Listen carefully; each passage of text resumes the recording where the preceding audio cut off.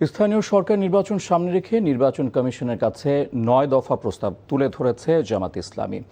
এর মধ্যে নির্বাচন কমিশন সচিবালয়ের অতিরিক্ত সচিব হিসেবে শামসুল আলমের নিয়োগ বাতিলে জোর দিয়েছে দলটি। সকালে দলের সেক্রেটারি জেনারেল মিয়া গোলাম পরওয়ারের নেতৃত্বে একটি প্রতিনিধি দল ইসিতে গিয়ে কমিশনের সাথে বৈঠকে এসব প্রস্তাব দেয়। শিউলি রায়ের রিপোর্ট। নির্বাচন কমিশন সচিবালয়ের প্রধান নির্বাচন কমিশনার সহ ৪ কমিশনের সঙ্গে বৈঠক করে জামায়াত ইসলামীর ৬ সদস্যের প্রতিনিধি দল।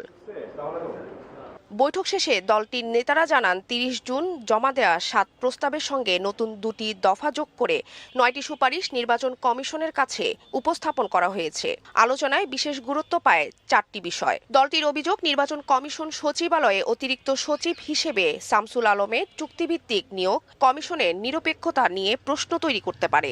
এই রাজনৈতিক নিয়োগকে বাতিল করতে হবে, তা না হলে আমরা এটা পরিষ্কার বুঝতে পারছি যে স্থানীয় সরকার নির্বাচন আসন্ন হয় ক্ষমতাসীন দলের একটা গুরুত্বপূর্ণ নীতি নির্ধারণী জায়গায় যিনি রাজনৈতিক দায়িত্ব পালন করেছেন এরকম একজন ব্যক্তিকে ইলেকশন কমিশনের মতো একটা সাংবিধানিক বডিতে অতিরিক্ত সচিব পদে নিয়োগ দেওয়ার মধ্যে আজ্ঞাবহ থেকে তিনি যেন সরকারি দলের লোকদেরকে নির্বাচনে বিজয়ী করে নিয়ে আসতে পারেন, সেই ফাংশনটা উনি যেন এখানে বসে করতে পারেন, সেই তৎপরতার জন্যই তাকে এখানে স্পেশালি অ্যাসাইন করে এখানে অ্যাপয়েন্টমেন্ট দেওয়া হয়েছে।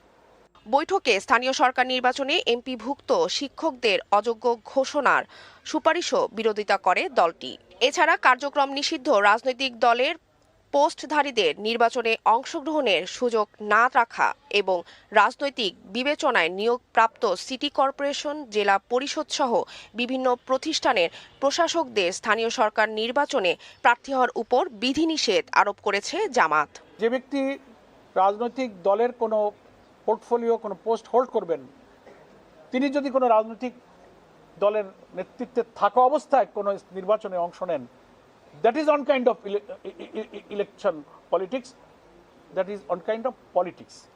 তো কথা হচ্ছে, রাজনীতির নিষিদ্ধ থাকলে ব্যক্তি যেহেতু রাজনীতি করে, ব্যক্তির নির্বাচন করাটাও একটা রাজনীতি।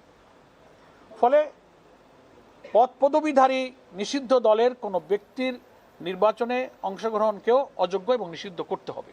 জামাত জানায়, সাতক্ষীরা ৪ আসনের এমপি গাজী নজরুল ইসলামকে দল থেকে বহিষ্কারের পর তার সংসদ সদস্য পদ বহাল থাকবে কিনা তা আইনি বিষয়।